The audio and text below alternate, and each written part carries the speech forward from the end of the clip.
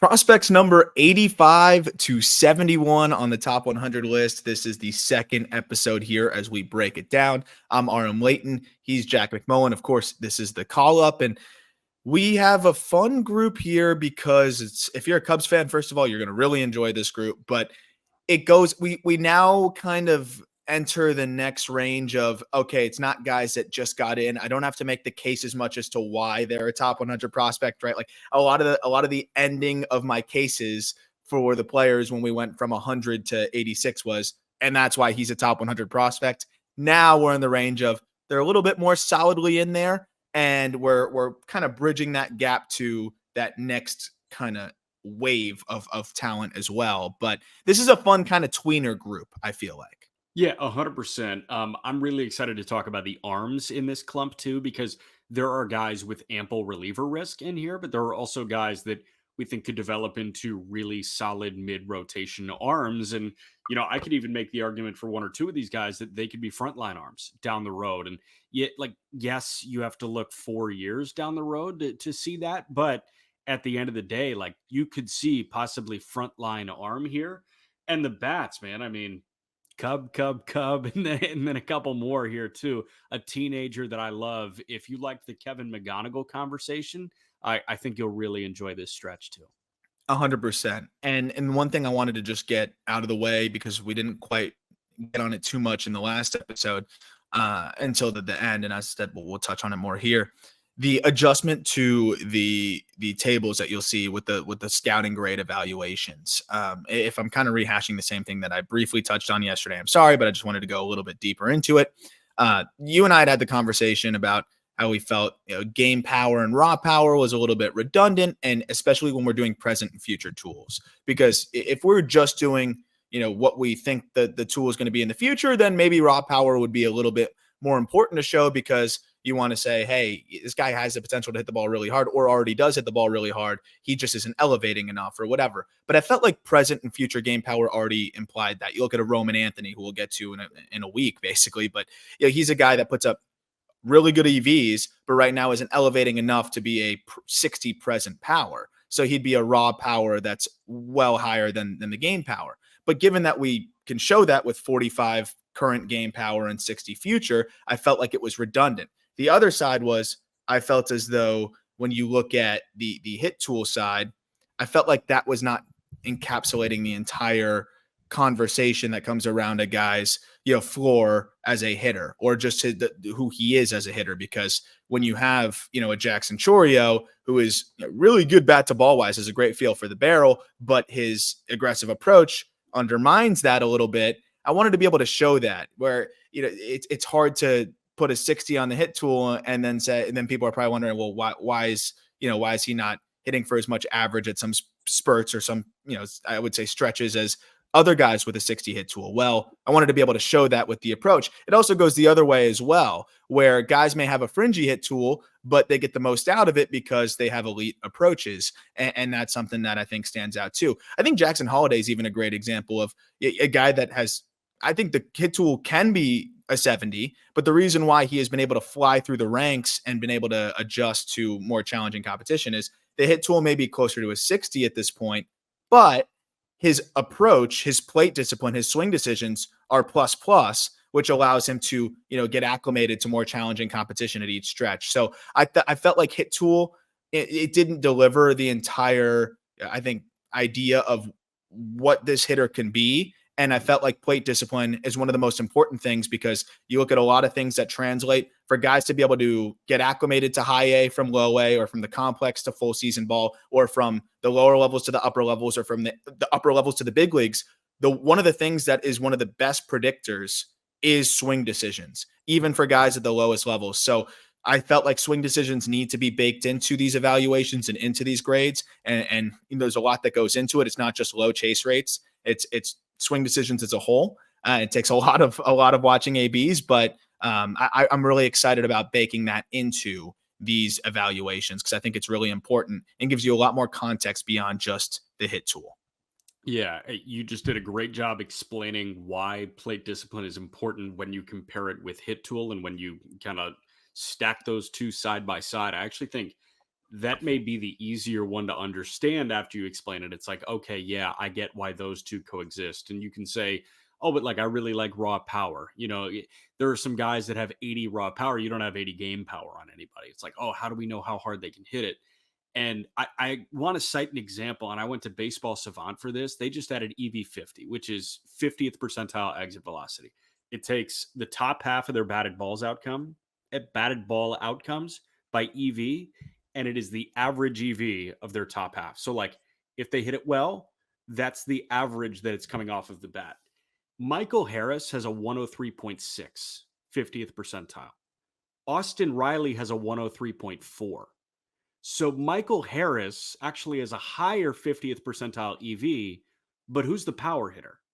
Right? It's yeah. And how much is that going to change for Michael Harris at this point? I think he's going to elevate a little bit more, but I also just kind of think he is who he is. And I think it's important. So I'm glad you brought that up. Like, it's just, there's context that we can provide, I think, with game power, present and future, that encapsulates that exact thing without really needing to go into the raw power too much. But of course, if there's guys that are extremely unique, I think it's an easy thing to mention in the write-up. Whereas I notice in every single write-up, I'm going to talk about swing decisions and plate discipline. So there should be a grade for that. One last perfect example of that is Harry Ford. Harry Ford is bat to ball wise is average, maybe even, fringe average at this point. But his approach is so good and his swing decisions are borderline plus that he gets the most out of that hit tool, and it bolsters his just overall offensive, I would just say, outlook when you're kind of setting aside the power. So another guy that it's a perfect example of, Edouard Julien was not making a lot of top 100 lists at all. And now he's a guy that could be considered a top 20 second baseman in baseball. And he's an everyday player for a team that wants to win a division. You say, oh, how is that guy not top 100? Because he has swing and miss in his game. Like, the hit tool is not a 60, but the plate discipline's a 70. Yep. So we're looking at a guy who, like, elevated his offensive profile. It's not accounted for in traditional prospect grading metrics. And that's why he was outside the top 100, when in reality, by the time he graduated, he was absolutely a top 100 prospect in baseball. 100%. And you look at scouting grades, you can say, oh, why don't you bake it into the hit tool? Because it's not. Swing decisions are not baked into hit tools. You can ask any evaluator, any scout, that's just not part of it. And I know teams do their own separate thing with having a plate discipline kind of, I don't know if it's a grade, but they'll have some sort of characterization or just like category for that for hitters. And the last thing I'll say on it before we jump in is I would rather have a 45 hitter, with 60 plate discipline than a 50 hitter with 50 plate discipline, or you can even make it more extreme, however you want to stretch it out. But I would take the guy that's a fringy hitter with really good swing decisions than the guy who might be a slightly above average bat to ball guy with fringy swing decisions, because I think those are the things that, again, translate and also allow you to get the most out of your abilities. Yeah, I think it is a sliding scale. Like, I think kind of based on team identity, they may skew elsewhere. It's like, oh, I'll take the 60 hit with the 45 plate discipline. And what kind of hitter you are too. Like, exactly. A Julien, if you have that big power, you're definitely going to prefer the swing decisions than maybe a marginal gain in bat to ball. But like Amador, like, you're taking Amador because he's a 70 hit, but like a 45 plate discipline because he's slapping the ball around, and he's never really going to wait for that pitch to drive over a fence. He doesn't need to as much. He doesn't need to. And I will say what makes him so incredible is that his approach is probably even a little bit better than that. Whereas most guys bat to ball guys are, going to be very, very aggressive and slap it around, like you said. But we'll jump right into it now with number 85 of the Chicago Cubs, Jeferson Rojas. I want to say that we've got to be the only top 100 list with Jeferson Rojas in it at this point. I don't know if I've seen another one with him in there, shortstop prospect that I do think is going to be on a lot of lists soon. I mean, to do what he did this past year, I think was extremely impressive. And he's a well-rounded player. I got to see a little bit of him on the backfields as well out in Arizona, and just continues to impress me every time I check in. It's one of those things where the Cubs, you got to start paying attention to what they're doing. And they're an organization where I'm hanging around the backfields a little bit extra now, where there's going to be a diamond in the rough somewhere that I'm going to see and be like, whoa, I haven't heard anything about this guy. where did he come from? Like the Cubs are turning into one of those organizations. With Rojas, I mean, so he hit some balls really, really hard on the backfield. Looked really impressive. But then also, you just look at what he did last year. He basically turned 18 right at the start of the season. He'll turn 19 in a month here. So it was technically his age 18 season, but a very young 18. And he put up really, really good numbers, pretty much as one of the youngest guys in low A. To be able to make that adjustment, I don't even know if the Cubs were planning on putting him in low A and sending him to Myrtle Beach, but he tore through extended. And then I think after that, they said, you know what, this kid might be ready for a challenge. So not only did he show that he could pick it at shortstop, and I think he could be an above average defender there, the field of hit is already there. The EVs for his age are already above average, and it looks like there's a lot more room there to continue to fill out and tap into some more. And the swing is already just pretty under control. There's a little, some things he could tweak and improve, but when I saw him on the backfields, it looked like he was already doing that in terms of being able to allow himself to lift a little bit more. But this is a guy that could be above average tools across the board. And, he's going to start the season in high A before his 19th birthday. I think there's going to be a lot of helium with Jeferson Rojas. These are the kind of guys that you should account for their age when it comes to the level. And, a lot of guys get this massive bump, and Ethan Salas got this massive bump because he was surviving as a really young kid in affiliated baseball. The reason that we like Jackson Chourio so much in 2022 was because he was a really young kid that was dominating off of the complex already. Jeferson Rojas to a much lesser degree than those two, but this is a guy that is holding his own away from the complex. And that sign of maturity is one that, should make a team feel really comfortable. And we just had the conversation on the Just Baseball show about Ezequiel Tovar.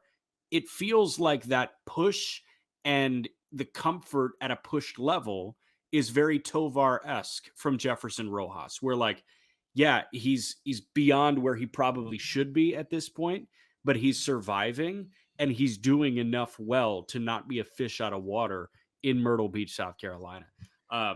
The thing that jumps out to me is you've got a 50 run on this guy. He's an efficient base stealer. You don't see 18-year-olds off the complex that are efficient base stealers when they don't have elite burners as feet. That's this kind of guy, which I think speaks to the maturity of his game.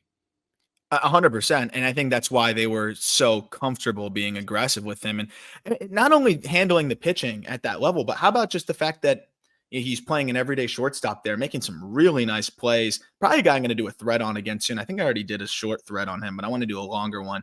And then again, you're flashing EVs that are above average and handling the pitching. Swing decisions, I think, already are fine. They got to be able to make that low A adjustment, but they'll continue to get better. He might be slightly aggressive, and that's fine. But this is a guy that I think is going to be above average tools across the board.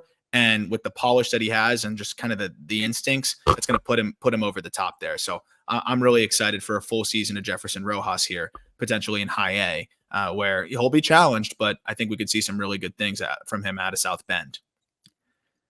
84, Noble Meyer, who when I saw him, Miami Marlins first round pick, 10th overall in this past draft, he was unbelievably nasty on the backfields and was spotting and just looked really comfortable. Apparently, every other outing since then in the spring training, and during camp has been a little bit rockier. And then we saw him in the spring breakout game, and it was a little bit rocky as well. He's young. He looks like he's 15 years old. He's not that much older than that anyways, but he also is someone that's extremely unique and talented, where it's a high three or kind of a low 3/4 release. Ball just has a ton of horizontal. It's some run and ride on it that I think will allow him to get ground balls and whiff at the top. Slider working off of that in an opposite action. He's going to have a ton of horizontal separation between those two pitches.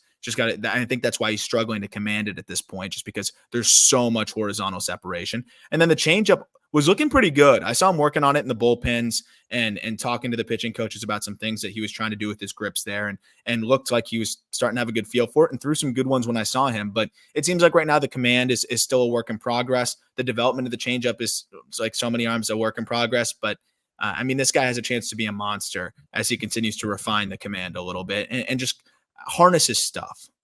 He just turned 19 in January. He's got plenty of time to harness that stuff. And the thing that took me watching him on any video that I saw and then seeing him in person on those backfields, I was like, wow, your lower half is way bigger than any other 19-year-old's lower half, especially as a pitcher.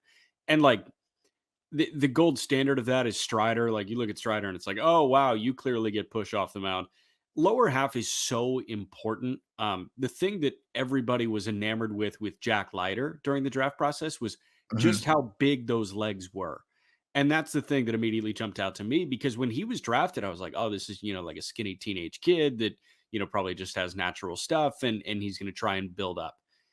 I mean, he looked very well built physically when we saw him. And that is a recipe for success for a young kid because he doesn't really need to worry about putting a ton of weight on. Now he can just focus on stuff that happens on the mound instead of Yeah. stuff that happens in the weight room, stuff that happens in the cafeteria, et cetera, et cetera. Absolutely. And I think the other side of it too is he's earned really high marks for the makeup. You talk about the organizational bump as well. Yeah, he gets it. He's in an organization here where, I mean, he's got a lot at his disposal. Mel Stoudemire Jr., a lot of different people in this Marlins org that I do think do a really good job of getting the most out of their pitching prospects. And Meyer is smart, hardworking, has the intangibles on top of the fact that he's 6'5", powerful, like you said already. I think a pretty good athlete too, and will be, I think, ultimately one of them. I think when we look forward in a year or two, if you ask me, like, who are some guys outside of the top 50 who could be, among the top pitching prospects in baseball, Noble Meyer's like low hanging fruit as an answer there, just because of the talent and the makeup and the For org. for sure. Yeah, the org is a big thing because like what's the one pitch that you feel like needs to tick up drastically and you actually think it will tick up drastically? You've got a 15-point bump Yep. in his change upgrade, 40 to 55. I'm sure Mel Stottlemyre Jr.'s mere presence is baked into that 15-point bump. And how about just the guys around him? I Yeah. mean, the Marlins have kind of kept him, with like involved with the big league guys. Being able to, when Sandy Alcantara is working back, being able to throw with him, being able to talk to him. How about a Jesus Luzardo? All these, it's a very collaborative situation there, and I think Meyer is in a really good spot to just continue to develop.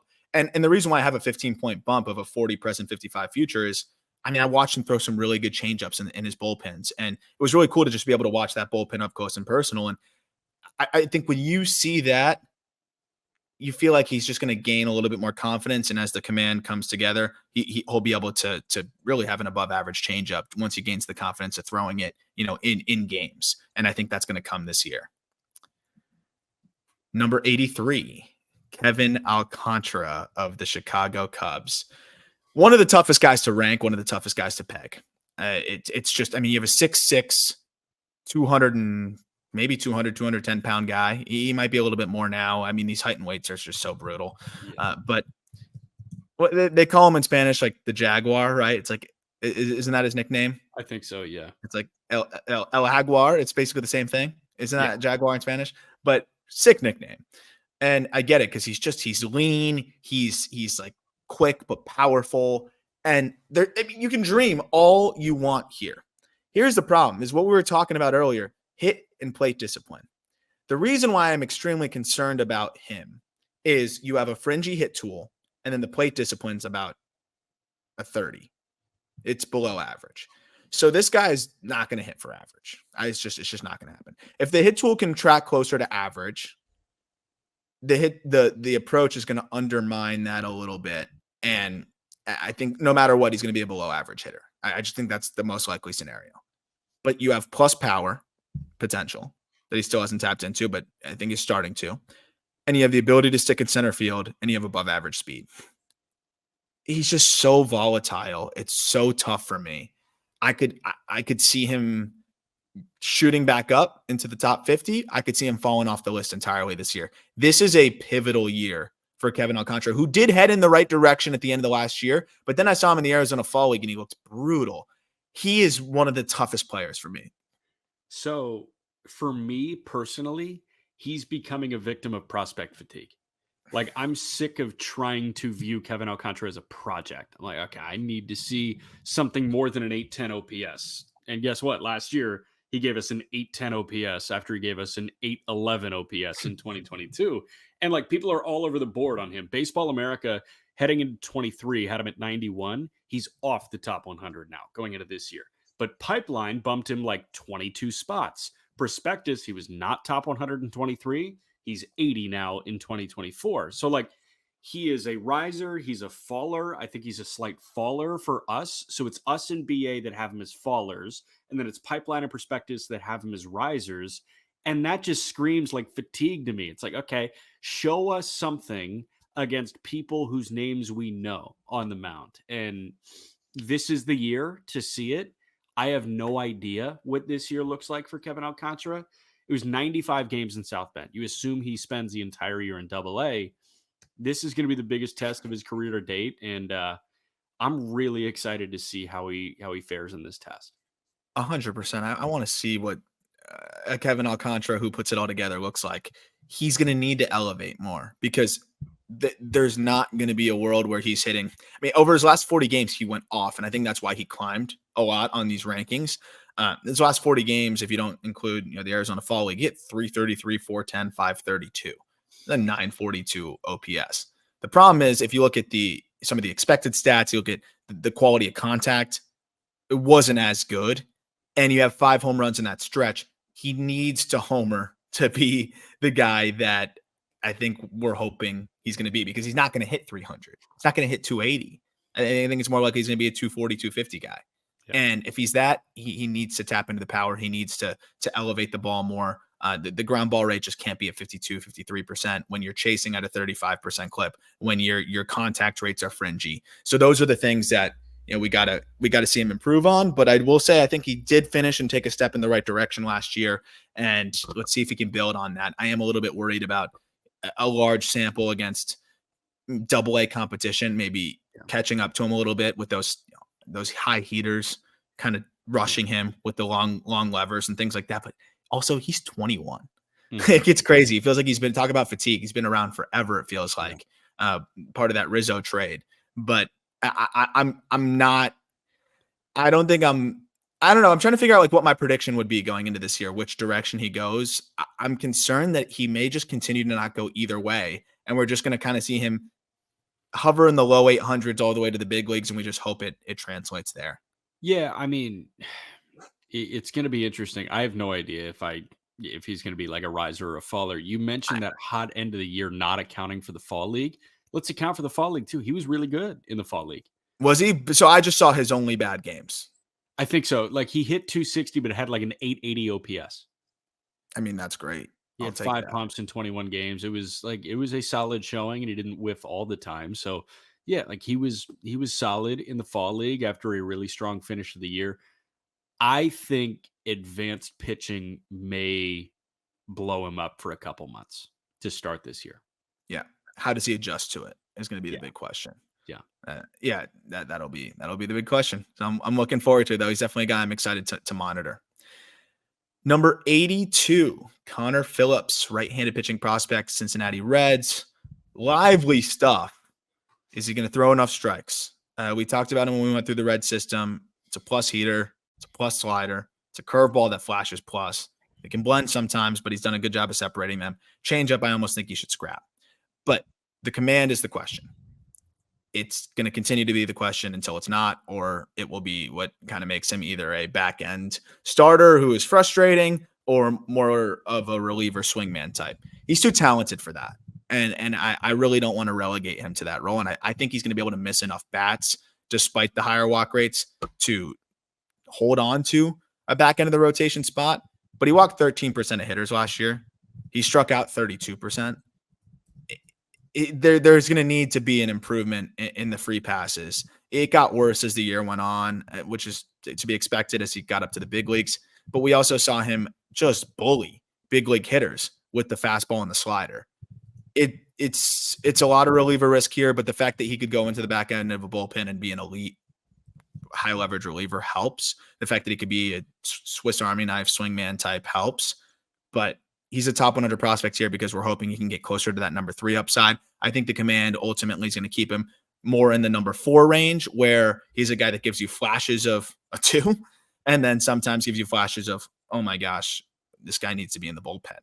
I And that's kind of where I think he settles. I like that point you made of you thinking that he'll be able to miss enough bats to counter the high walk rates and like be a starting pitcher, because you're willing to take on 4.5 walks per nine if it means 10.5, 11 punch outs per nine, and you scatter the walks.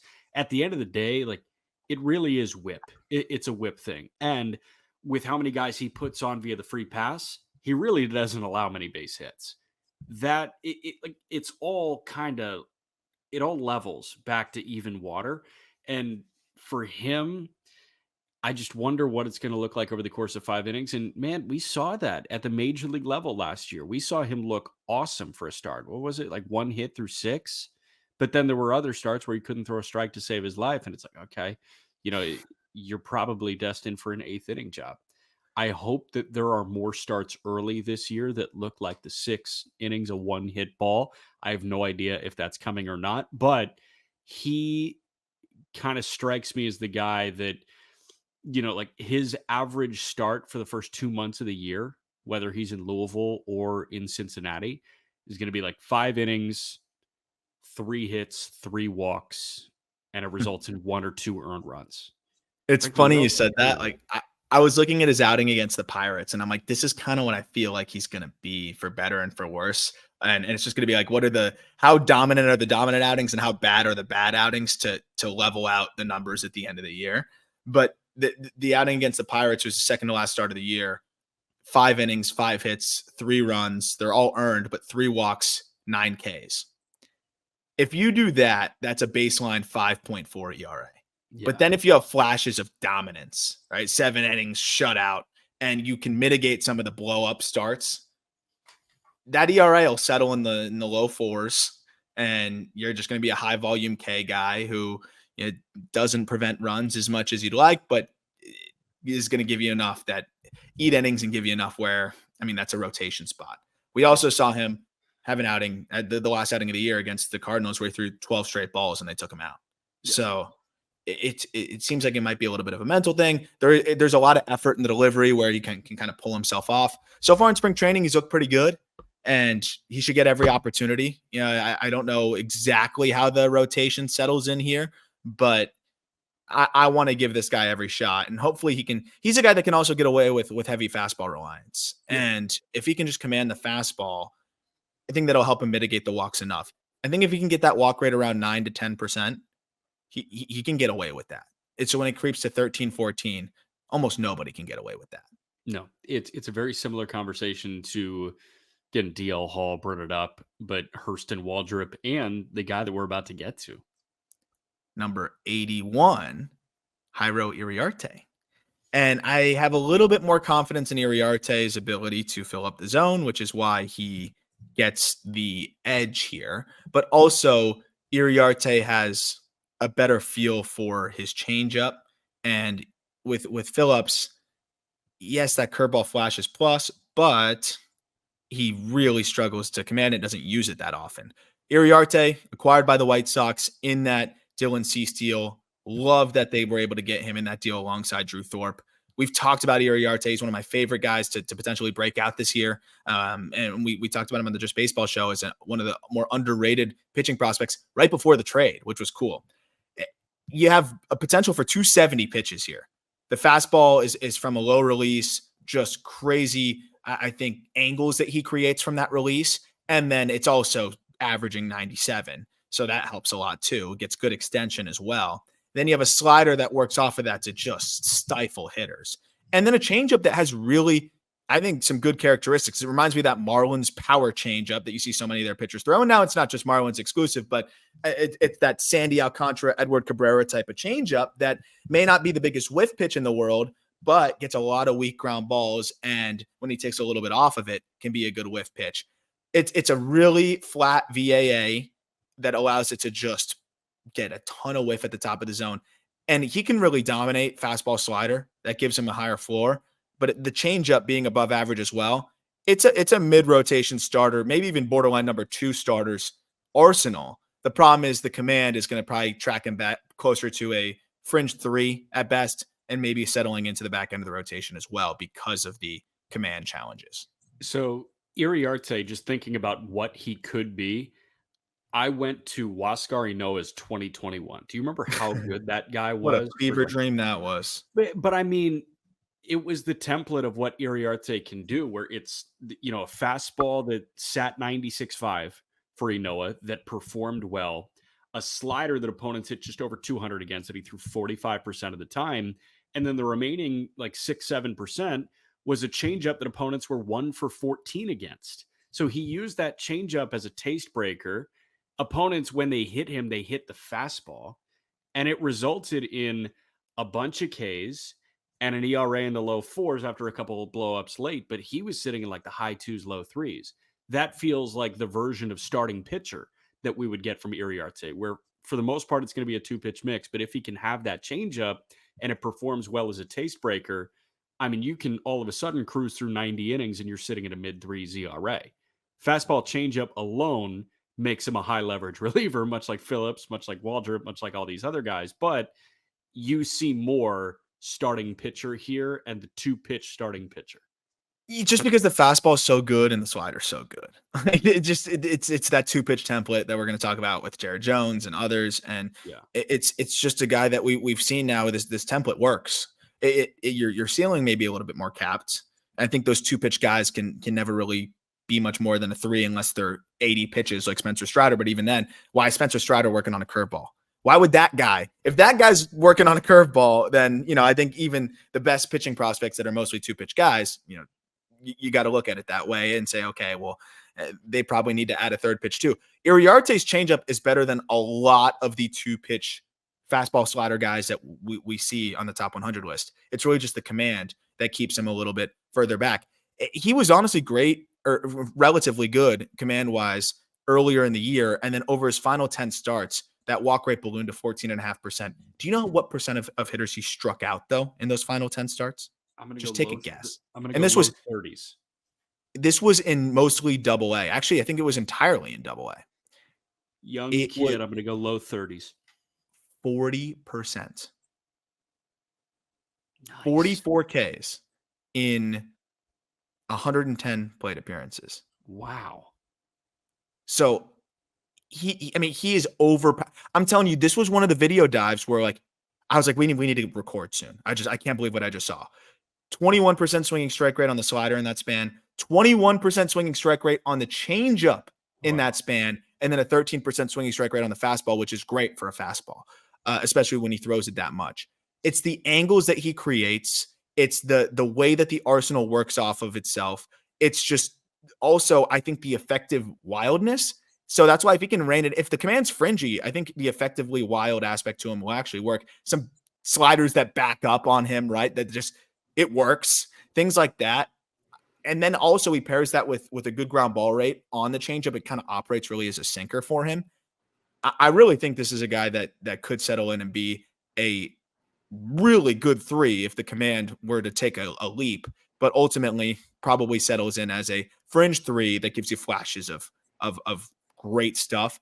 I loved this get for the White Sox, and I think the command can get better, at least closer to where it needs to be. But even as is, this guy's a Swiss Army knife for you.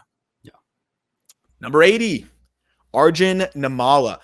My boy Jeff Ponce of Baseball America was on the backfields for the Toronto Blue Jays and put out some video.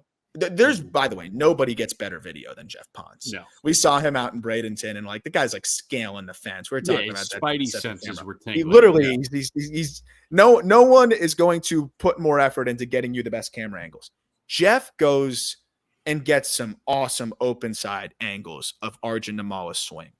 And dude, for how powerful he is for his frame and how young, one of the youngest guys in his class, to have such a violent but controlled swing, to be so mechanically sound but so quick, and that frame defying pop. Those videos from Jeff just made me even more amped up because the swing, it looks like the swing that, of course, got me really excited in the draft, and you as well, but a little bit more patterned, a little bit more sequenced. And that's scary because it was, just a classic young, sometimes upper half and lower half aren't totally synced up. Now it looks like he is under control even more. He looks comfortable. His takes look easier. This guy's got the frame-defying juice. He's got the ability to play a high-level shortstop. He has the advanced swing. Nimmala is another one of those where if you're asking me, guy outside the top 50 who could make a huge leap, it's the Blue Jays' first-round pick from 2023. First big league spring training for Arjun Nimmala, slashing 1,000, 1,000, 4,000. 3 plate appearances. He's 1 for 1 with 2 walks and a solo homer. And that homer was great to see in big league spring training because I think you got your first real glimpse at him since post-draft. He played 9 games at the complex, whatever. But he is way more filled out already post-draft than he was when he was taken. And it was like, oh, yeah, this is a project, but you love the swing. You love what it can turn into. It's clear that he worked really hard this offseason, and it paid off with a big league homer right away.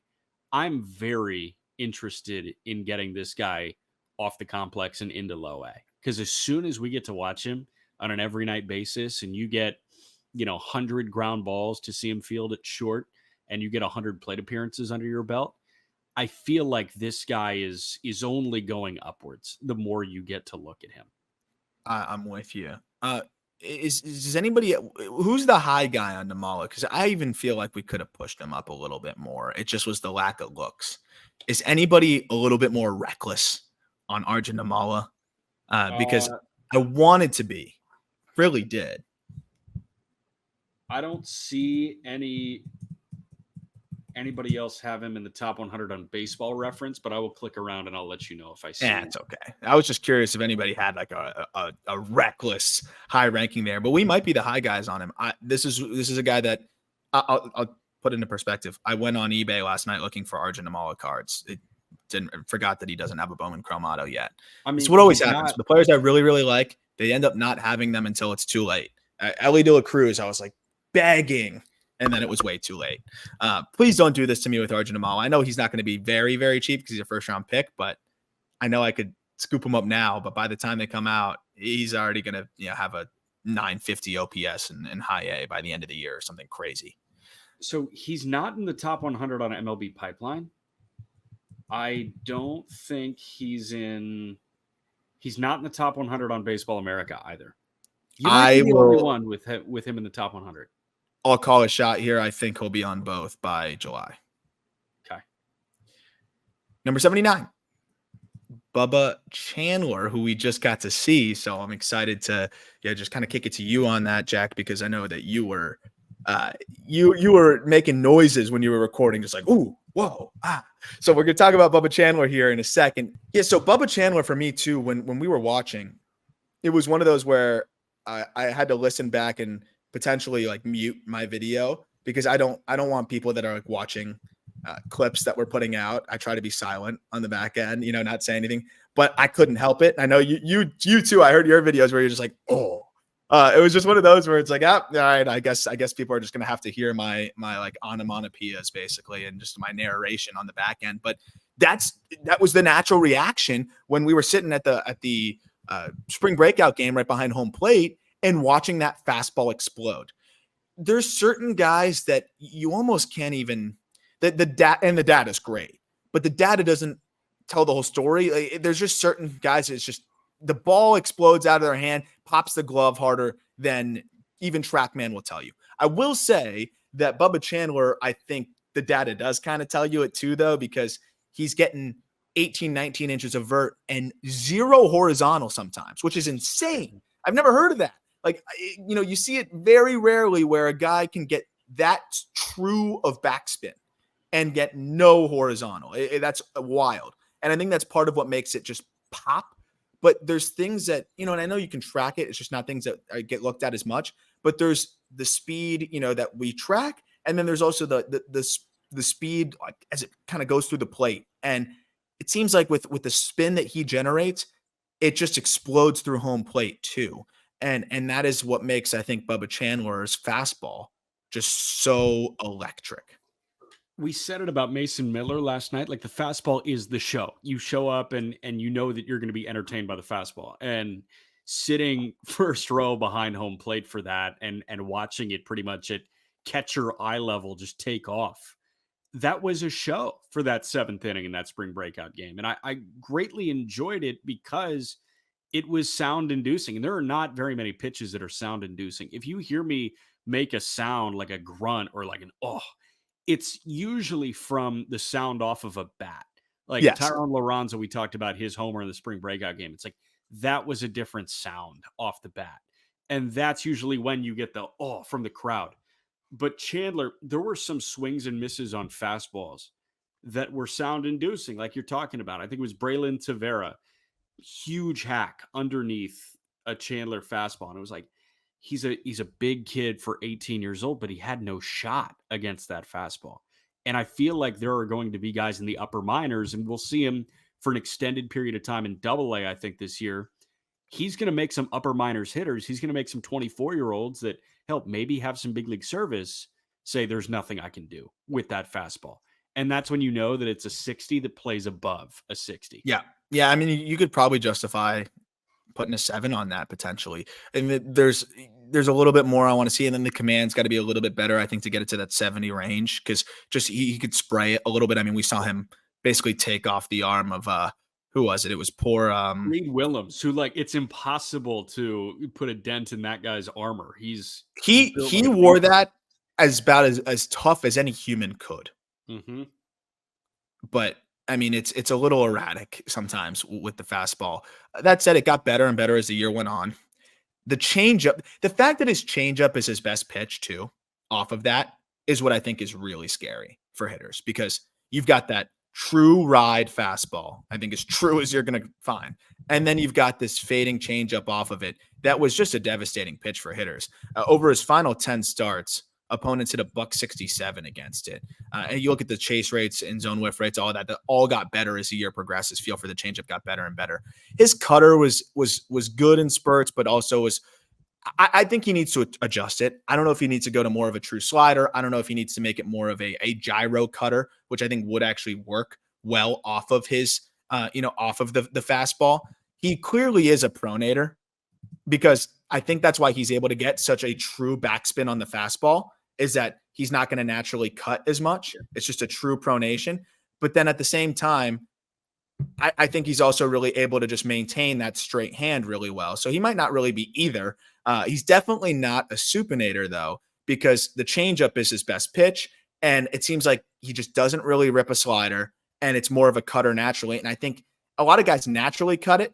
I think he's got to make an effort to cut, and it still is kind of cutting like other guys who cut by accident. So I don't know if he needs to tweak that, mess around with it, whatever it may be. It's a fine third pitch, but for him to reach his potential of, I think, a guy that could be a high-end 3, I need a better breaking ball, like a true breaking ball. And I think he can find that with his arm talent, and a guy that was a quarterback recruit too.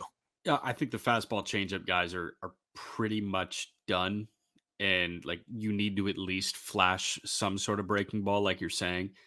The last of that group that I thought could like survive on fastball changeup was Simeon Woods Richardson, and that guy put up like a 6 ERA in AAA. So that makes me think that the fastball changeup guy is really gone. And you could say, well, Jack, Brian Bayo's a sinker changeup guy. How did he just get extended? Because he has a good enough he has a good enough breaking pitch. Like Chandler just needs a better breaking pitch.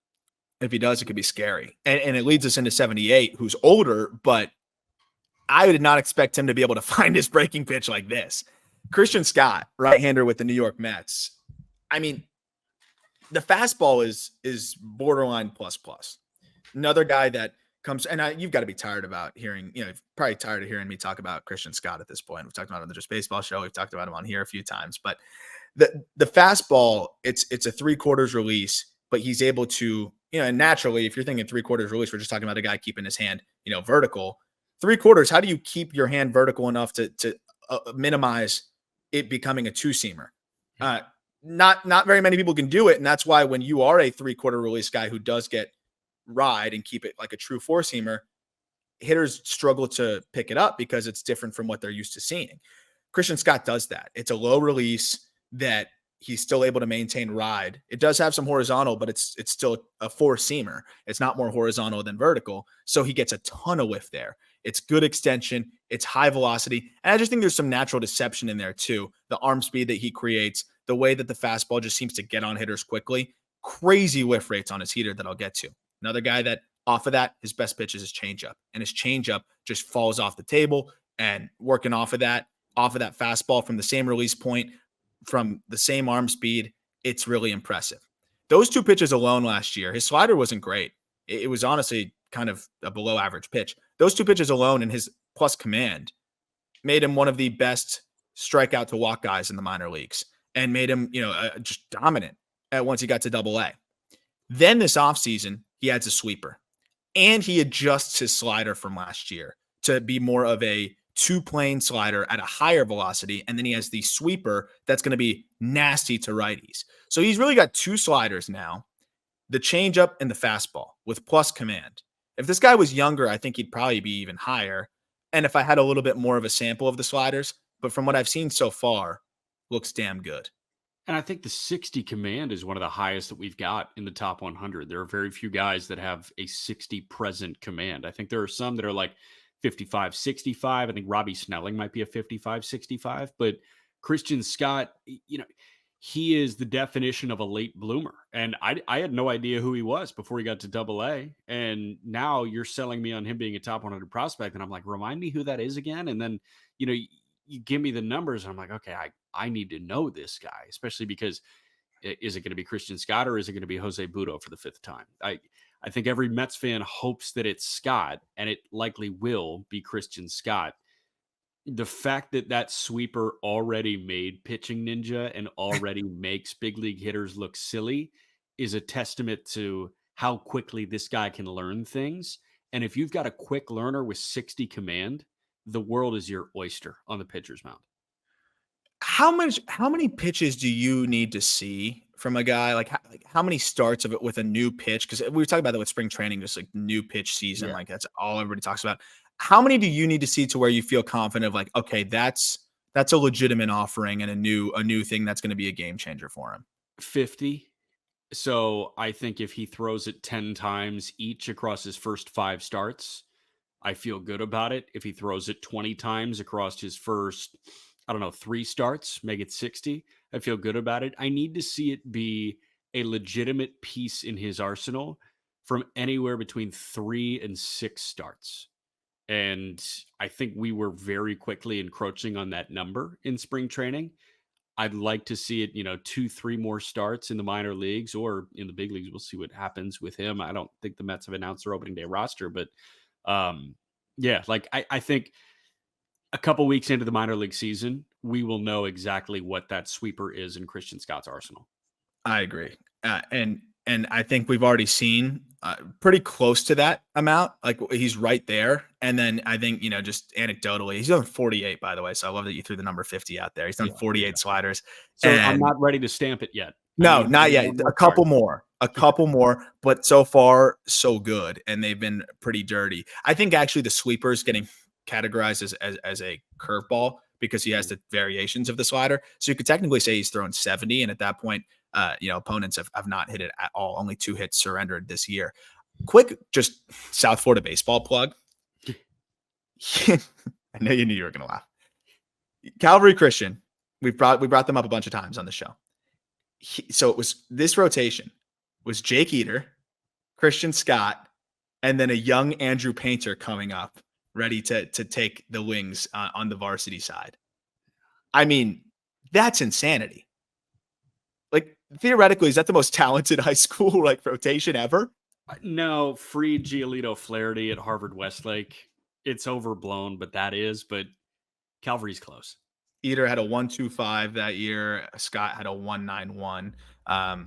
And Scott, I think the year before that, did give up a hit to this guy named Aram Layton. So I'm surprised he still made it. Had to plug that in there. I know you're disgusted. Somebody plug that in high school. Of course I did. I'm talking about this guy, gassing him up. You don't think I'm going to be able to plug in that I got a single off of him? No, 10 years ago? I understand. I'll take it. Was it 10 years ago or was it more recent than that? 8 years ago? 8. All right, that's fine. He It was was a before the sophomore when you were sweeper. a senior? He might have been a freshman, dude. How do you feel about picking on the young kid? Feel great. I'll take whatever I can get, dude. Understood. I'll take whatever Yeah, I can get. I got pieced I up will every time we played them. I got dismantled every time we played them. Yeah, I will still give that Harvard Westlake rotation the edge because they have 3 big leaguers, and I think all 3 have all-star games under their belt now. Yeah, that's a crazy rotation. This is up there, though. Crazy. It's up This is there up for there. sure. I don't think they lined up the same way either. Got you. 77. You wanted a prospect fatigue example. Orelvis Martinez, third baseman, Toronto Blue Jays. We've talked about the adjustments he made last year that I think really solidified him from fringe top 100 guy to comfortably inside the top 100. It's going to be below average. It's going to be fringy hit, which is important because the plate discipline was always going to be below average. But the hit now went from below average to, I think, fringy to maybe even close to average. And then the game power is plus. And that's always been there. All he needed was to get the hit tool to just be close to average. And with the ability to elevate and just consistently hit home runs. I mean, this guy was hitting more home runs than singles through stretches. Only 22 years old. And when you have the tangible adjustment, he kind of made some swing tweaks that I think helped a lot. It's still noisy. Like there's still, and I have that in the write-up, like it's still a louder operation, but it was so loud before that I think just being able to be stacked on his backside, starting there, not have to move as much and simplify things a little bit, see the ball earlier. He started his load earlier and also just not pull off of everything. He was a big like step in the bucket, try to yank things to the pull side. That's going to kill you on breaking balls. So what happens? You get an OPS under 600 against breaking balls in 22. That goes up over 800 in 2023. When I see a tangible swing adjustment and then I can check those numbers and see that big jump in production, that makes me feel really good about the direction that a player is heading. I think moving to third base full time was great for him too. I think he can be a good fine third baseman there. I had 45 more on him as a shortstop. I think he could be a 50 grade third baseman. He's going to be 30 home runs if it all works out. It might be 220. But if he plays good defense at third, that'll play. Yeah, I think I'll take that on really any team that doesn't have a franchise cornerstone at third base. Like that is, I mean, you're getting, I don't want to say Matt Chapman because Matt Chapman was platinum glove defense, but Matt Chapman has kind of regressed to a slightly above average defender now that he's on the other side of 30, or was he still like grading out as a great defender last year? I don't think he was. Who was that? Kind of Matt Chapman. I think it was good, but not great. So like Martinez is probably still a tick down from that, but Chapman offensively is a guy that's going to garner a $50 million contract across 3 years because he has the potential to hit 30. And like, yeah, there's some whiff. Orelvis probably has less whiff than Chapman does. And we're, talking about former Blue Jay and current Blue Jay. But Chapman provides defensive value where Orelvis doesn't. I find it very interesting. BA had him at 96 going into the 2021 season, 75 into 22, off the top 100 into 23, and now 90 going into 2024. So he has been a candidate for 4 top 100 lists at this point. And we have seen the transformation of Orelvis Martinez. I think aside from Jason Dominguez, this is the prospect that has transformed the most before his 22nd birthday. Yeah. And he's a young 22 at this point. He turned 22 in November. The biggest X factor for him is going to be the swing decisions. And this is why I love the plate discipline aspect that we have here. His O contact, meaning contact outside of the zone, is extremely poor. And it's just some guys are just that way where you just don't have as much adjustability. You kind of have your one swing. He did add a little bit more adjustability, but at the end of the day, when he makes a bad swing decision, he's probably going to miss. His contact within the zone is good. It's actually right around average. 80% zone contact, that'll play. And that actually got better as the year went on. If you look at, I think the final, the back half of the season, it was closer to 82%. That's more than fine for the power that he brings to the table.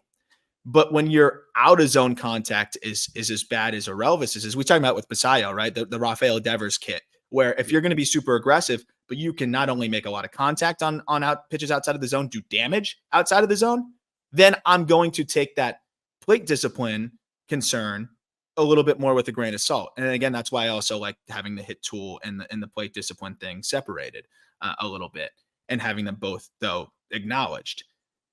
Orelvis is going to, I think it's more likely that he becomes increasingly selective.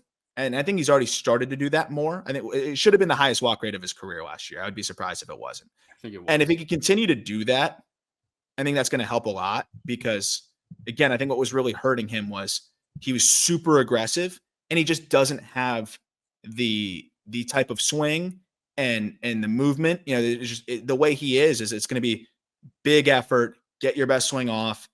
He's not the type of guy that's going to be able to take B swings and hit pitches outside of the zone as well as some of the others. So if that plate discipline can improve, then I think he has a good chance at reaching closer to that ceiling.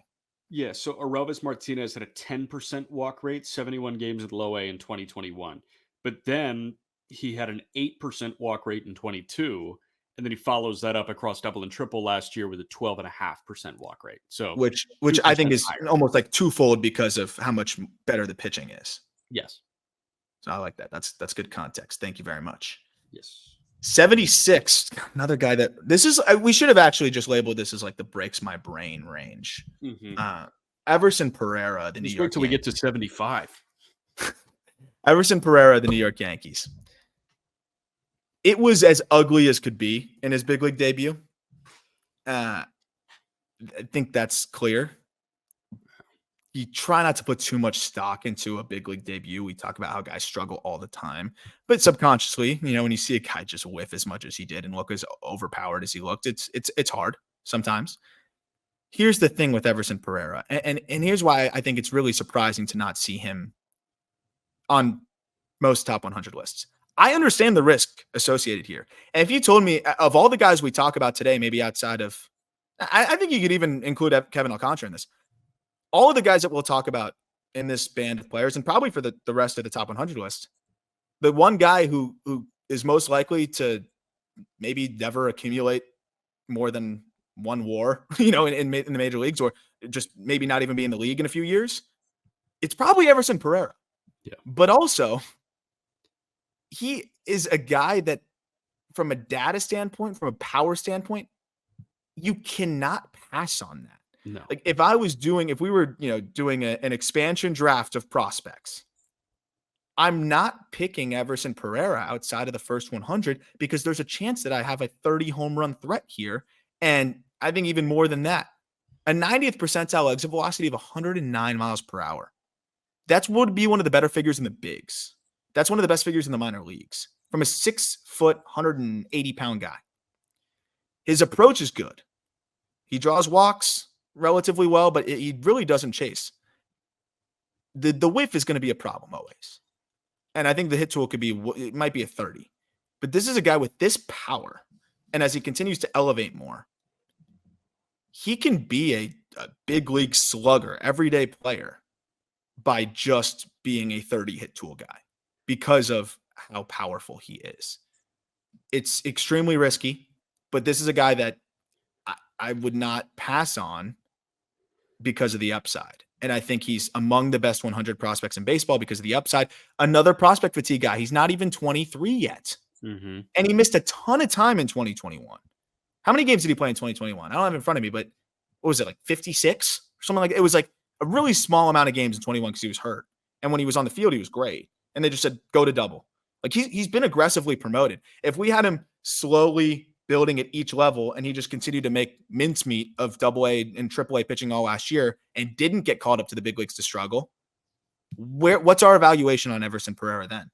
Right. That's where I get a little frustrated is like guys that get rushed up to the big leagues, sometimes we pit that against them. Acknowledging that he's extremely risky and that there's a ton of whiff and he may strike out 32% of the time at the big league level. He has the kind of power to still make that work. And the approach helps a ton. So he hasn't played more than 102 games in any year so far in the minor leagues. And he's been a minor league baseball player and major league baseball player since 2018. 41 games in the Appy League in 2018 as a 17-year-old. Then 18 games in short season ball in 2019. Then in 21, 49 games. Then 102 in 22, but fewer than 100 last year between AA, AAA, and the big leagues. And this guy played 46 games in AA last year, 35 in AAA, 27 in the big leagues. And he was good in AA, better in AAA, and miserable in the big leagues.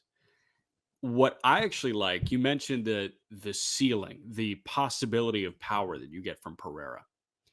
I actually like the safety net of him being a good defender in the outfield Yes. and him It's an being important a point too. good runner. It's an important thing to acknowledge where, like, hey, the only thing that's going to piss me off about Everson Pereira is the swing and miss. Mhm. And Yeah. that is the biggest thing. Like, it is the biggest thing in baseball. But if it's only that and he does everything else well, I feel like he'll have a big league job because he can run into those types of baseballs. We see those guys littered across benches everywhere. Ones that are Mhm. going to punch out 30% of the time, but can hold their own in left, in right. Do you think he can hold his own in center or no? Yes, and that's a big part too. He can play center field There you at a go. decent level. That's a guy that can spray across the outfield defensively, can move well, and can run into enough homers. Again, those guys have jobs. I think he is like I might even push back on this being like the one guy that may not accumulate any WAR at the major league level because I think he's going to have a job for a while. That's the thing. When I was saying it, I'm like, well, he's gonna find a way to just have a job because he could at least be a platoon guy. He can play all three outfield spots. Like those things are gonna help a ton. I just think like if there's one guy that has a chance to just not be able to hit enough to keep a job, Yeah. it's probably him You that know, we're gonna you know talk what it about. is? Like, we just saw Joey Weimer get optioned. He didn't make the Brewers, and Weimer at this point could look like a short end of the platoon guy, but he's a really good defender, and he can probably hammer left-handed pitching. But like against righties, he might be a lost cause. That Yeah. feels like the 30th percentile outcome for Pereira. Yeah, and if the defense can keep getting better too, right? That's something that he hasn't had as many reps because you mentioned the games like that. That's a big part of it too. Defensively, like can he get more defensive reps? He mostly played left field where he graded out fine, but I do think that he can play center field. And when I've watched him, in double and triple A in center field, I think he's been more than fine there. I'm trying to think of a comp because like you could go the Jose Siri route, but Jose Siri's so good defensively. Yeah. I'm trying to find like the guy that's like an average defender in center field, but has just this unteachable power. It's some of the best bat speed you're going to see. To produce the power that he produces for his frame is crazy, and he's already elevating more. Again, it's a unique profile, but if he can continue to cut down on the chase and walk more and more, this is a dude that's just going to get away with the 30% K rate, and I think could hit 30 bombs. But I'm acknowledging that this is probably the widest range of outcomes of pretty much almost anybody on this list. Yeah. 75, Ivan Herrera, who we have talked about, I think has become one of the most underrated prospects in the game now, which is bizarre because usually that's lower level guys. But the St. Louis Cardinals kind of have him blocked with Wilson Contreras. And as a result, I think people are forgetting about him. Mm-hmm. What more do you want to see from this guy? He improved everywhere, really. The defense has now gotten closer to where I think it's close to average. His hit tool is just about average. His power, his raw power, he's a guy that hits the ball hard, but the game power is going to be closer to average. Plate discipline is plus. He walks with the best of them.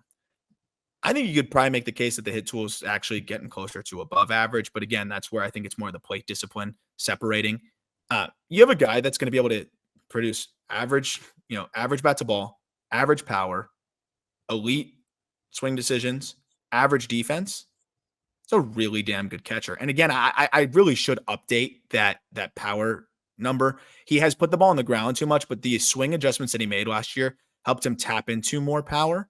I still think that he can be an above average game power guy as he learns to elevate more consistently.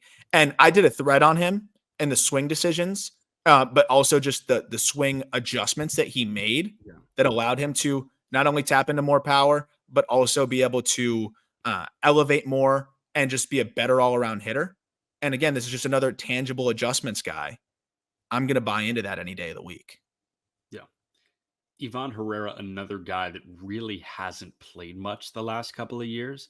99 games in 2021. That's pretty solid for a catcher, especially when he spent the entirety of it in AA. But 2022, he played 76 games, including 11 in the big leagues. Last year, 83 games in triple, 13 games in the big league. So again, under 100 games. But when he's been on the field, he's not punching out. He's a threat to hit 300. Last year in 13 games, he hit 297 in the big leagues after hitting a buck 11 in 11 games in 2022. He does feel like the subdued modern catcher, right? Like he's not as good defensively as Gabby Moreno, but his offensive profile is kind of similar to Gabby Moreno, where it's not going to punch out. Herrera really doesn't punch. Do you see a 15% K rate from him in the big leagues? Probably. I mean, I think it balloons maybe to 18, 19. Okay, so 18, 19 and call it a 12% walk rate too, because he's going to walk enough.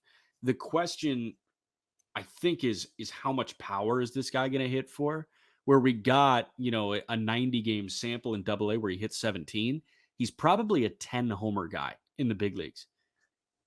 Which is weird because he's one of those where it is the raw power versus the game power is totally different. And I think that's why the hit tool may tick up a little bit more because he's going to hit the ball so hard consistently that I think that the BABIP's always going to be high for him.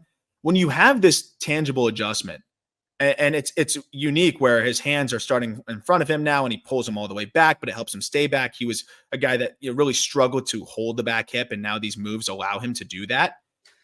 I'll if you search my name on Twitter and then just put in Herrera, if you search at @ArmWaitNate on Twitter and then Herrera, you can go see the thread.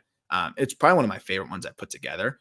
But when you have the tangible adjustments, I break it down even like with freeze frames of how the lower half looks different. Then you have this, which was one of my favorite numbers out of this whole. Yeah, I literally dove into it from like when I saw the change onward, but he produced twice as many batted balls over 105 miles per hour in 15 less games from 2022 to 2023. Think about that. Like doubling your 105 plus mile per hour EVs in 15 less games at the AAA level after making a tangible adjustment also produced a new max exit. I don't like looking at maxes too much, but when you make a tangible adjustment and then you see your max exit velocity jump by 2.3 miles per hour from 111 to 113.3, clearly he unlocked something. I'm buying into what he unlocked. Me too, man. Is Wilson the DH? I think Wilson's a DH moving forward. I think it's Pereira's time to be the catcher, and we were begging him to be a Miami Marlin. I know. Just free him. Send him anywhere where catching is needed. I'm very interested to see how they handle it. Yeah, we're going to run into another guy that we were begging to get traded, and he got traded, but that's not coming for a couple of guys. 74 Chase Dollander, who this is the last of the series of interviews, the Colorado Rockies prospect. We're going to put out that interview later this week with him and Kumar Rocker. Such a cool dude, by the way. Yeah. Just a chill guy. I hate using that word like, oh, he's chill, but just a very chill guy that was just a fun conversation. It was really cool to hear him talk about the mechanical things because we had talked about watching his unbelievable sophomore year, then the junior year that was a step backwards command-wise, and it affected the stuff too. Our hypothesis on the delivery and some of the things basically was what he said too, which was cool. Some of the things that you broke down, he reiterated kind of the same thing, and which is great to hear because it's hard to fix that during the season at Tennessee, but it's a lot easier to fix that during the offseason and going into your pro debut, especially when you don't have to throw right away at the complex. So he was able to focus on that and felt really good about the fact that he figured out what was wrong and what was affecting his slider, which was a plus pitch easily the year before. And he just unraveling just was not able to generate the same movement and stay on top of the slider, I think, the same way. And then he was gassing up his curveball a little bit.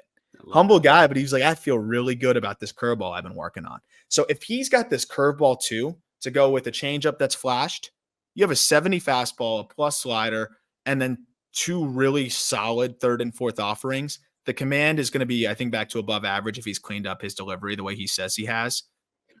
I think this is going to be a really big year for him where he's going to look much more like sophomore year Chase Dollander. Yeah, like the Colorado Rockies are waiting for this prophet to arrive that will be the frontline starter for years to come. He's probably the closest thing they've had to it in a while. And more so, like more palpable than a Gabriel Hughes even before he went down. Because Gabriel Hughes, I think you knew when the Rockies took him in the top 10 that he was a sinker slider guy and he was, a mid rotation type. And they were just trying to find something that works in that ballpark. They, I'd assume, feel like they drafted somebody with ace upside in Dollander. And we Yeah. were all saying ace upside going into last year. And those points, if you didn't hear us talking about it, and if you haven't heard Chase talk about it yet, and I'm sure you will hear it tomorrow on tomorrow's show, they were kind of getting away from the athleticism that made him great. And he became almost overly mechanical, and the torso was very upright. And, it's kind of leaning back into the athleticism that is the big thing. And I think spring breakout was actually a really good example of that because he threw like 20 pitches or so in spring breakout. And the first couple, we were watching the video together. The first couple were like, it looks like he's kind of doing the upright mechanical thing. But then pitches like 6 through 20, it was like, oh, that's the Chase Dollander we really like.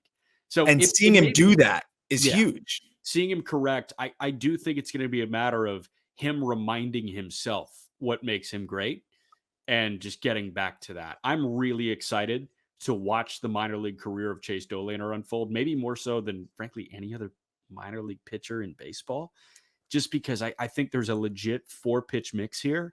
And I think the Rockies may have their first frontline guy since Ubaldo Jimenez. Yeah. I loved what he said. I won't give away the interview. Love what he said about pitching at altitude and just his mentality about it. He's got what it takes. And I understand why the Rockies were still willing to take him in the top 10 there. And he's I think everything they need. So he's among the top of the list of guys I'm pumped to watch this year too. 73, another guy that will be really fun to watch in a larger sample this year. Sebastian Walcott, third baseman in the Texas Rangers system. I think the fact that Sebastian Walcott was not moved at the deadline says a lot about where the Rangers are at with him and how they feel about him and his upside. Look, this is another wide range of outcomes guy. That said, he also is the type of guy that you trade for, a 40-year-old Scherzer or whatever, and then 4 years from now, it's the trade everybody loves to bring back up. Of course, the Rangers won the World Series, so you kind of get that. You get to get by with that, like the Marlins trading Adrian Gonzalez for Ugueth Urbina, and you could look at like Chapman that trade for the Cubs, and there's no one's going to say anything if you won a World Series. That said, there was rumors. I remember being at the National, and people were like, "Oh, Walcott got pulled from the game, and the Rangers are looking to add," and then blah blah blah blah blah. And I was like, "Oh, maybe they will trade the complex guy. That could make sense." And they didn't move him, and they moved some really good players, which we've seen: TK Roby, Thomas Ajazi. I know they didn't want to move those guys either. Yeah. I struggle to believe that teams weren't. Who else? What'd you say? Cole Reagan. Yeah, jeez. I struggle to believe that teams weren't as interested in a Walcott as a Sajazi, and I think that the Rangers were probably saying, "Hey, no, like we're not going to move a guy with this kind of upside because the upside is average hit to supplement plus power." Yeah, he's 6'4", 200. It's a short to long swing. It's still there's a little bit of length, but he's got long levers to where it looks like he is just so smooth through the ball. It's short through it and then, short to it and then like that long through it type of thing where there's some like Alex Rodriguez, and I'm not comparing the swing to it, but like that, the smooth Alex Rodriguez swing where it's just, I don't know how to describe it, but it almost looks long because of how smooth it is, but it's so efficient to the ball.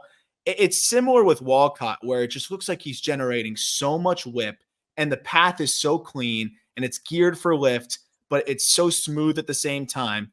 And when he squares it up, you can see a superstar.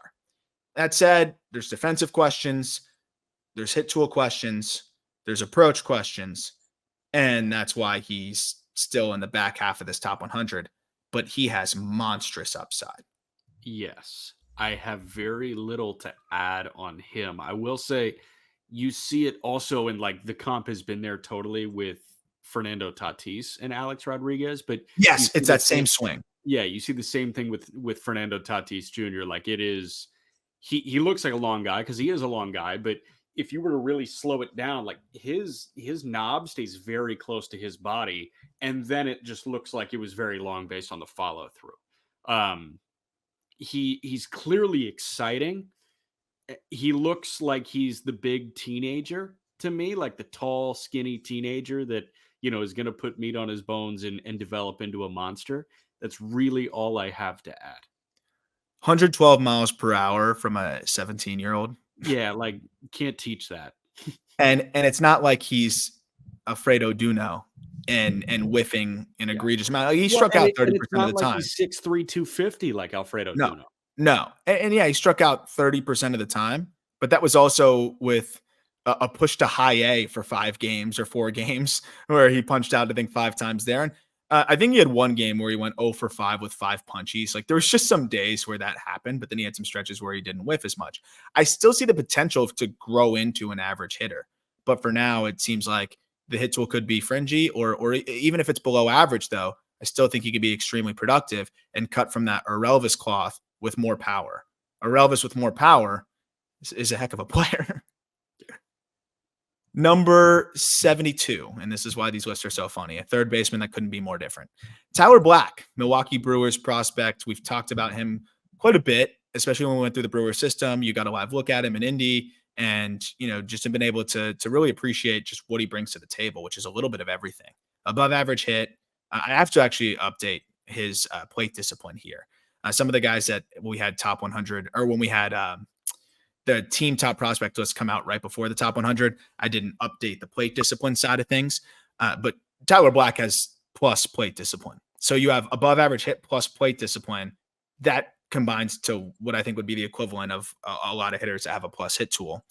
I think he can grow into average game power. We're seeing him already elevate much more consistently, and he will sneak some out to the pull side. He's an above average runner, but a great base stealer.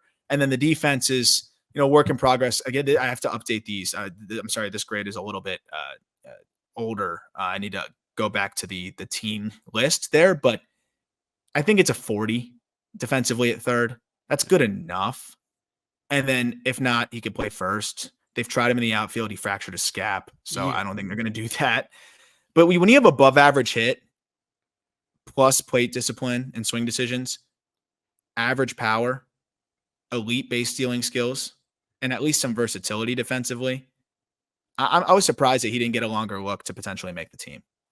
I was surprised too. Also, I think he's got like the one thing that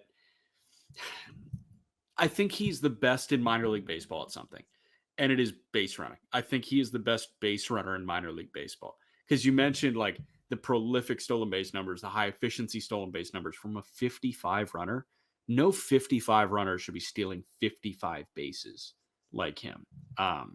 When you are the best in the minor leagues, it's something that has to account for something. And yeah, if he's a first baseman, that kind of stinks. But imagine a first baseman that has the acumen to steal 40 bags at the major league level in his 20s. Like in his 30s, it'll change. But I mean, you see Freddie Freeman like add a ton of value to himself because he's 20 for 21 in the stolen base department. He picks his spots really well. If this guy finds 35 times to pick his spot really well, if he walks 80 times in a given season, there's value here regardless of where he is defensively. I'm with you. I'm imagining like a more athletic Ty France at the worst case. If he ends up at first base. A more athletic Ty France is a heck of a ball player. It's an all-star. And that's what I think he could be. The power is probably similar. The bat to ball is similar. Maybe slightly less, but the approach is way better. Ty France is way too aggressive, so you can almost call that a wash. And then gives you way more speed-wise and is more capable at other spots. That's why I love Tyler Black. I think the floor is high because of the ability to hit and the speed. And then you have, I think a little bit more to dream on from a power perspective because he's elevating more and just he's dynamic. I think he's a really fun player that gets overlooked because of the lack of upside. Last but not least, 71, another Chicago Cub, Michael Busch. This is the last time we'll ever talk about the man in a prospect setting. Can you believe it? He made the opening day roster. He's going to graduate, finally, traded over to the Cubs from the Dodgers. Jackson Ferris and Zaire Hope going the other way. Also Almonte joining Busch in Chicago. This was a win now move. They felt like he would give them the best chance, I think, compared to what they would have maybe needed to spend. And they wanted to put that money elsewhere. They felt like Busch was ready. They plugged Busch at most likely first base. He'll probably DH a little bit. And I think he's going to be a really good bat for them. A little bit of a PCL bump to the power, but I think the power is also still going to get a little bit of a Wrigley bump at the right times of the year. He also is still a guy that's comfortably above average power-wise, and I think he settles closer to 20 to 25 home runs. But when you have average hit, another guy plus plate discipline, and then playing first base, you're going to have someone that's probably getting on base at a well above average clip, hitting 20 to 25 home runs. That's going to be an above average everyday first baseman. And it's nice that he can also plug at second or an emergency at third if you need. Yeah, and the emergency will likely come at third at some point for the Cubs. And is Busch the guy, or do they, outsource? We'll see what happens. I like that he's at a spot where he doesn't feel stretched defensively because he can really focus on the bat. And the bat was like a problem area for him in his 26 game sample in the big leagues last year, 27 game sample in the big leagues with the Dodgers last year. But he was also in a pressure cooker. Like, hey, man, if you don't hit, like, you're just out of the lineup. Now there's a little bit more slack on the rope for him. And he can struggle, and he'll still have his spot on the lineup card consistently. He had a good spring. He punched out at like a 26% clip, I want to say. It was 13 punch outs in 50 plate appearances, but he had 3 homers. He was consistently hitting the ball hard. It was like a high 800s OPS. He looked good. He looked comfortable. He's going to run into enough. I feel like this is a kind of guy that may struggle a little bit in April, but it feels like when you stop paying attention to every plate appearance and we get into the beginning of the dog days, he's going to run into enough to make all the numbers look good. Yeah, you're going to say, oh, wow, he's got an 830 OPS. Yeah, man. I think he's going to hit 240, 250, but I do think he's also going to get on base at 110 plus point, buffer from there. Yeah. And then beyond that, like you said, he's going to get his from the home run department. The other side is he demolishes righties. He's competitive against lefties. It was the power takes a hit there where it's a 760 OPS last year against lefties, but against righties, an OPS over 1,000. So if they also put him in spots where, hey, there's a really nasty lefty on the bump today, they shelter him on occasion there, they're going to have a good bench, and they're going to have some guys, maybe Wisdom gets those lefty ABs from time to time. Those numbers are going to bump up even more. But the thing is, he's not incapable of hitting lefties, so that's great where he's not a platoon guy. But if you do protect him a little bit, those numbers are going to be even better because he does demolish righties. Yeah. That'll do it for this episode. We are, what would that be? I guess we're exactly 30% of the way through here. Well, how many more episodes till we get through with this? It would be 4 more? It would be 70 to 56, 55 to 41, 40 to 26, 25 to 11, 10 to 1. So 5 more. Awesome. So we mentioned that we're going to be doing that mailbag after we put all these out, a top 100 mailbag for listeners.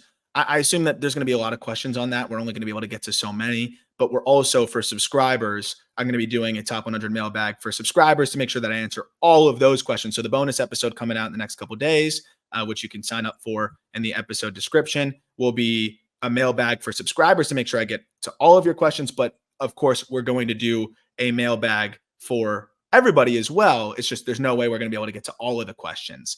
So that's the other part that I do like about being able to do these subscriber mailbags, is being able to get to all of your questions. And thank you so much for supporting, but we'll get to as many as we can on the other mailbag next week for all listeners as well. But I appreciate everyone that has supported those bonus episodes as well. I think it'll be a great asset for you if you're a fantasy player or card collector or just want to keep up with the minor leagues as the season gets started, because I think it'll be the easiest way to keep up with everything, kind of an auditory heat sheet, and we'll keep you up to date on that front. As always, thank you for listening. Look forward to talking prospects with you tomorrow.